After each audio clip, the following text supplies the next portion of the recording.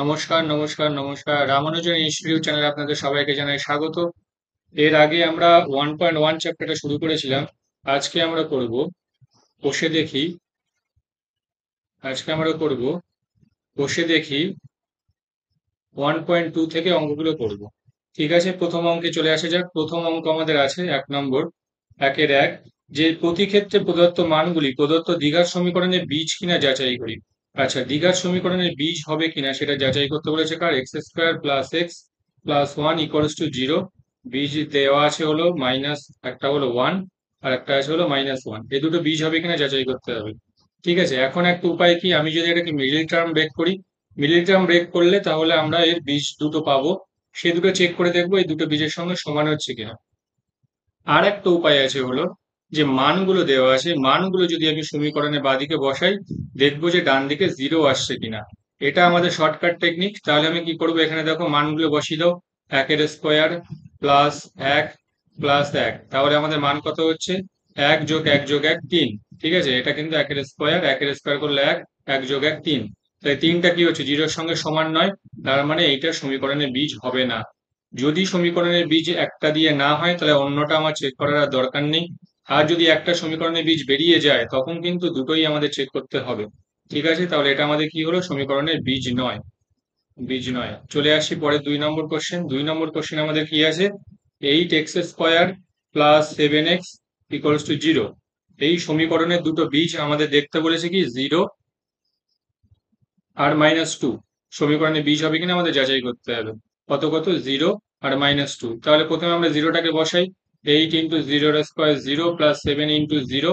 তাহলে দেখো আমাদের এটা জিরো চলে আসছে, মানে এটা একটা বীজ হলো।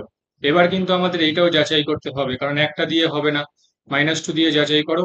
8 × -2 তার স্কোয়ার প্লাস 7 × -2, তাহলে মানটা কত হচ্ছে, 2×4, 4×8 = 32, -7×2 = 14। তো 32 থেকে 14 বিয়োগ করলে কখনো শূন্য হবে না। ঠিক আছে, তাহলে এটা আমাদের কি হলো, -2টা সমীকরণের বীজ নয়। তাহলে এই দুটো সমীকরণের বীজ হবে না, বীজ নয়। চলে আসি তার পরের কোশ্চেনে। পরের কোশ্চেনে কি আছে, x+1/x ইকুয়ালস টু 13/6। এটা আমাদের যাচাই করতে হবে কত, 5/6। আর একটা কত আছে, 4/3। এটা সমীকরণের বীজ হবে কিনা আমাদের যাচাই করতে হবে। একই রকম ভাবে আমরা করব। একই রকম ভাবে আমরা দেখি। প্রথমে আমরা মানটা বসাই। 5/6 প্লাস 1/x এর মান, তাহলে 5/6 উল্টে দাও, 6/5। তাহলে 5×6 = 30 আমাদের লসাগু। 6 আছে 5, 5×5 = 25, 5 আছে 6, 6×6 = 36।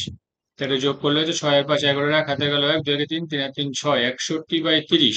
61/30 কে কোনোভাবে কাটাকাটি করে আমরা 13/16 আনতে পারবো না, তাহলে এটা আমাদের বীজ হচ্ছে না। আচ্ছা, আর একটা চেক করে দেখি, 4/3। তাহলে একটা যখন হচ্ছে না আরেকটা চেক করার দরকার নেই। ঠিক আছে, বীজ নয়। বীজ নয় লিখে দিলেই হবে। যদি আমাদের হতো তাহলে আরেকটা আমাদের চেক করতে হতো। তারপরে চলে আসি আমাদের 4 নম্বরে। 4 নম্বরে কি আছে, x² -√3x -6 equals to zero. এই সমীকরণের বীজ -√3, আর একটা আছে 2√3। এইটার সমীকরণের বীজ হবে কিনা আমাদের যাচাই করতে হবে। কিভাবে করব, একই রকম ভাবে আমরা একটা কাজ করি। এখানে আমরা মানটা বসাই, -√3 তার স্কোয়ার -√3, এক্স এর মান কত আছে, -√3 -6। তাহলে আমাদের দেখো মাইনাসে মাইনাসে প্লাস হয়ে যায়, √3 স্কোয়ার করলে 3, মাইনাসে মাইনাসে প্লাস, √3 গুণ করলে হচ্ছে 3, -6। তাহলে দেখো 3 আর 3 6, -6 চলে এসছে আমাদের জিরো। এটা সমীকরণের বীজ হলো। এখন আমাদের যাচাই করতে হবে আর একটা সমীকরণ যেটা আছে, 2√3 যে বীজটা আছে, এটা বীজ হবে কিনা যাচাই করি। তাহলে মানটা বসিয়ে দাও। মানটা বসিয়ে দিচ্ছি আমরা।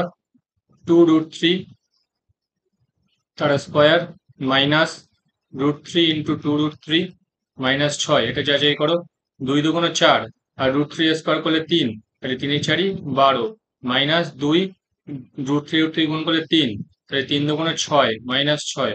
তাহলে 12 -6 -6 -12 আসলে কত, জিরো। তাহলে এটাও আসবে জিরো। তাহলে দুটো সমীকরণের বীজ আমাদের হবে। তাহলে এটা আমাদের বীজ হবে। এটা একটা আসলে সমীকরণের বীজ হলো। একের দাগে আমরা সবাই শিখলাম। এবার আমরা দুয়ের দাগে চলে যাব। দুয়ের দাগে কি প্রশ্ন আছে দেখি। দুয়ের দাগে বলেছে যে 2-এর 1, কে এর কোন মানের জন্য 7x² plus kx minus 3 equals to 0 দ্বিঘাত সমীকরণের একটা বীজ 2/3 হবে। কে এর মান কত হলে দ্বিঘাত সমীকরণে একটা বীজ 2/3 হবে? এইরকম ধরনের যদি কোনো অঙ্ক থাকে তাহলে আমাদেরকে কি করতে হবে? যে দ্বিঘাত সমীকরণে একটা বীজ 2/3 বলেছে, তো 2/3 যদি আমরা সমীকরণে বসাই তাহলে সমীকরণটাকে সিদ্ধ করে, মানে বাঁ দিকে যদি আমি মানটা বসাই ডান দিকে 0 আসবে। আর এখানটাতে বলেই দিয়েছে 2/3টা বীজ হবে, তাহলে অবশ্যই এখানে মানটা এক্স এর জায়গায় বসালে ডান দিকে 0 আসবে। আমরা সমীকরণে এক্স এর মান বসাবো, বসিয়ে দিয়ে সমাধান করলে কে এর মানটা বেরিয়ে যাবে। যেহেতু কে এর মান আননোন, তাহলে করি। 7 এক্স এর মান বসিয়ে দাও 2/3 তার স্কোয়ার প্লাস কে থাকলো এক্স এর মান 2/3 মাইনাস 3 ইকুয়ালস টু 0। আচ্ছা, তারপরে কি আসছে আমাদের? 7 into 2 × 4 3 × 9 plus 2k/3 minus 3 equals to 0। আচ্ছা, তাহলে এটা আমরা লসাগু করে দিই। লসাগু কত হচ্ছে? 9।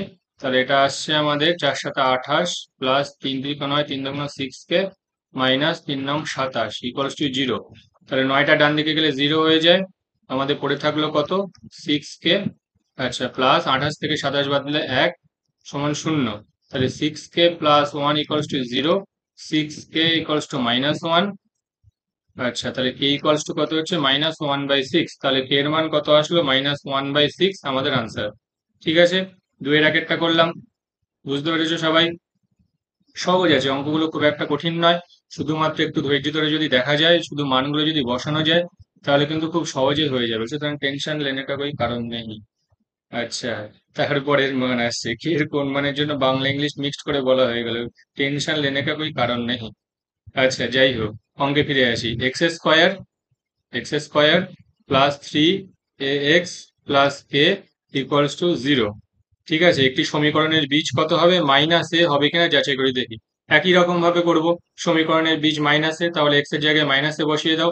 তাহলে এটা কি আসবে? -a তার স্কোয়ার প্লাস 3a, এক্স এর মান -a plus K equals to 0।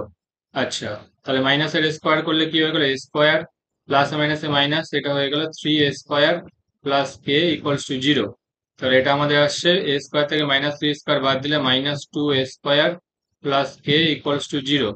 তাহলে আমাদের আসছে কি কে ইকুয়ালস টু ডান দিকে গেলে 2a²। তাহলে কে এর মান পেয়ে গেলাম, কে এর মান পেয়ে গেলাম 2a²। আচ্ছা, দ্বিঘাত সমীকরণে একটি বীজ যদি হয় তাহলে কে এর মান আমরা পেয়ে গেলাম, 3-এর দাগ পেয়ে গেলাম। আচ্ছা, 2-এর 2। আচ্ছা, এবার আমরা চলে আসি 3-এর দাগে। 3-এর দাগের কোশ্চেনটা কি বলেছে?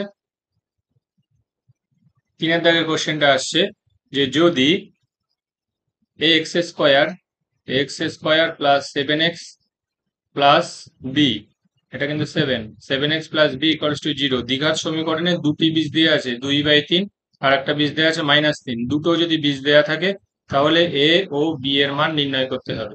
তাহলে দেখো, এখানটাতে দুবার মান বসাবো, দুটো সমীকরণ আসবে।